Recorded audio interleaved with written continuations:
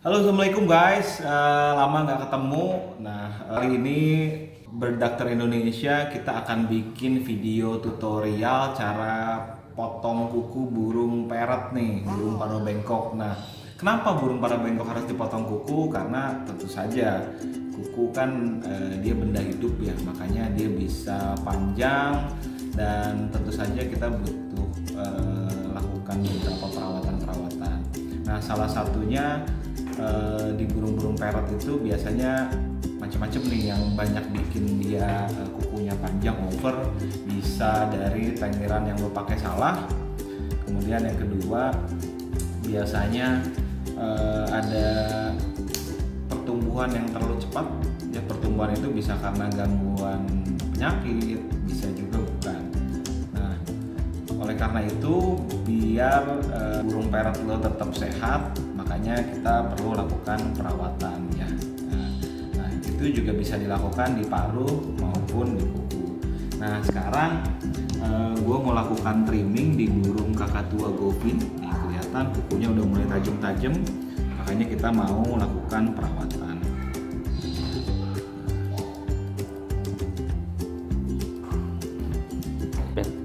Oke, buat lo semua yang ingin coba mulai mau belajar motong kuku, ada baiknya lo simak video ini, tonton sampai habis dan jangan lupa subscribe Berdokter Indonesia, share dan komen, jangan lupa like juga.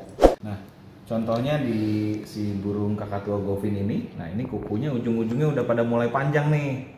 Nah, ini sudah waktunya kita lakukan perawatan. Biasanya perawatan kuku itu bisa dilakukan 1 bulan sekali ataupun 2 bulan sekali, tergantung daripada tingkat ketajaman pertumbuhan si kukunya. Nah, kalau lo nyiapin tenggeran yang bagus, yang solid, itu biasanya dia cukup lama untuk dilakukan perawatan ulang. Nah, tapi kalau lo punya tenggeran itu dari besi, pralon, yang sesungguhnya sebetulnya itu nggak boleh karena dia kurang fleksibel dan biasanya bentuk jari burungnya nanti malah rusak. Oke, ini lihat dari sini. Nah, kuku yang kita potong itu biasanya yang jadi patokan kita adalah batas bantalan jari. Jadi kita ambil tegak lurus sama jari ya. Nih, jadi patokannya itu kalau kita mau potong kuku, kita ambil tegak lurus dengan si jari ya, posisinya. Sebentar. Nah, jadi kelihatan kan setelah kita ambil tegak lurus si bantalan jarinya, kita bisa potong nih bagian yang ini. Ya, bagian yang ada berlebih di situ. Alat-alat yang biasa kita pakai buat motong kuku burung paro bengkok itu sebetulnya kita bisa temukan sehari-hari. Nah, yang pertama yang bisa lo gunain ini gunting kuku yang buat orang ya. Jadi biasanya ini bisa kita pakai buat burung-burung kecil nih. Jadi seperti jenis burung sankonur, kuketil dan lain sebagainya. Nah, itu juga bisa pakai gunting ini. Dan jangan lupa juga biasanya setelah kita potong kukunya, kalau burung-burung kecil kita kikir juga. Nah, ini salah satu alat kikiran yang bisa lo pakai untuk ngikir setelah kita potong dengan nail clipper ya, gunting kuku. Nah, untuk hewan sendiri ada gunting kuku yang khusus nih. Nah, contohnya kayak begini. Nah, ini memang biasanya bisa didapat untuk hanya kepentingan medis ya. Jadi alat gunting kuku yang buat kepentingan medis. Tapi lo bisa beli juga gunting kuku yang kayak begini. Ya. Nah, gunting kuku yang kayak begini ini bisa didapat di pet shop untuk gunting kuku hewan seperti anjing dan kucing. Nah, karena ini akan membantu kita juga. Nah, biasanya kalau gua di sini pakai juga bentuknya gerinda, mini grinder ya, dengan gerinda yang halus di atasnya. Nanti kita akan coba buat si kakatua juga pakai ini dan kita demonstrasikan cara potong kuku yang lainnya juga ya. Oke, sekarang kita mau motong kukunya. Yang pertama gue demonstrasikan kalau pakai gunting kuku manusia ya. Nah, ingat bahwa tadi kita patokannya adalah tegak lurus dengan bantalan jarinya ya. Jadi kalau kita lihat, kita luruskan, ini dia dipotong bisa cukup banyak nih. Nah, biasanya kalau kita motong melewati si batas bantalan ini, itu sudah mulai ada pembuluh darah dan biasanya kukunya dipotong itu pasti berdarah. Ya, jadi hati-hati guys kalau mau motong domba di rumah. Nah, sekarang kita coba potong. Ini kita bisa pakai sini.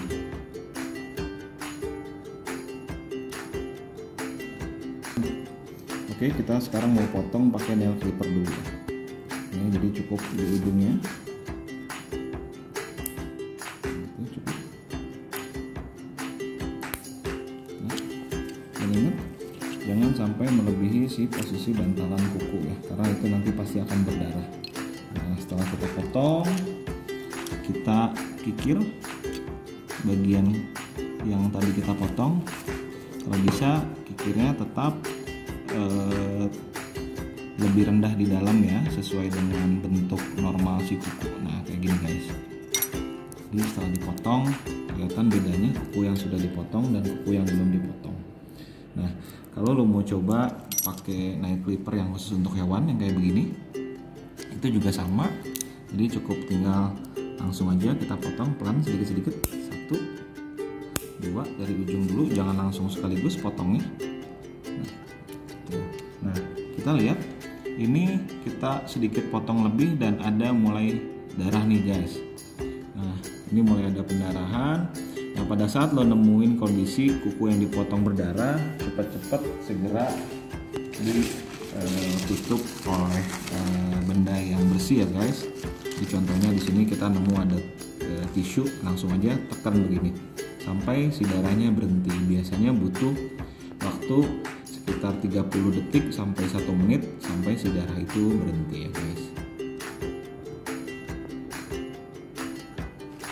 Oke, sih lihat darahnya udah berhenti setelah kita tekan ya. Jadi oke begitu. Nah, setelah pendarahan tadi berhenti, lo bisa lanjutin motong yang lain. Nah, cukup dikira-kira aja sampai dia tidak terlalu tajam untuk bisa interaksi sama lo.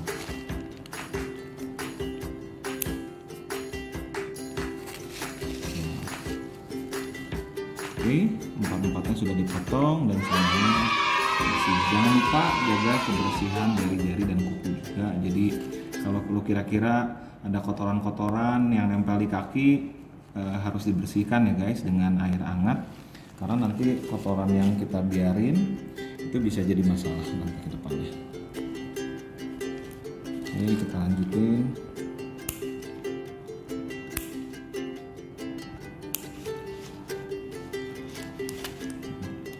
Nah, kalau burungnya jinak, cukup si burung ditaruh di tenggeran, kemudian nanti kita ambil jarinya satu-satu. Tapi kalau memang dia cukup panik, sebaiknya sih kita cari tenaga bantuan yang bisa bantu handle si burung agar bisa cepat dan nggak terlalu buat stres buat si burung.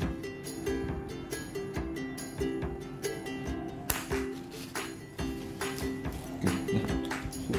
Nah, ini jadi tadi si kukunya udah kita potong buat bisa lebih terawat ya, karena kuku yang kepanjangan itu dia bisa nusuk sendiri ke permukaan bantalan jarinya dan bisa jadi masalah seperti bumblefoot dan luka-luka lainnya ya. Jadi jangan lupa lakukan perawatan rutin buat burung parrot kesayangan lo dan sebaiknya konsultasikan ke dokter hewan.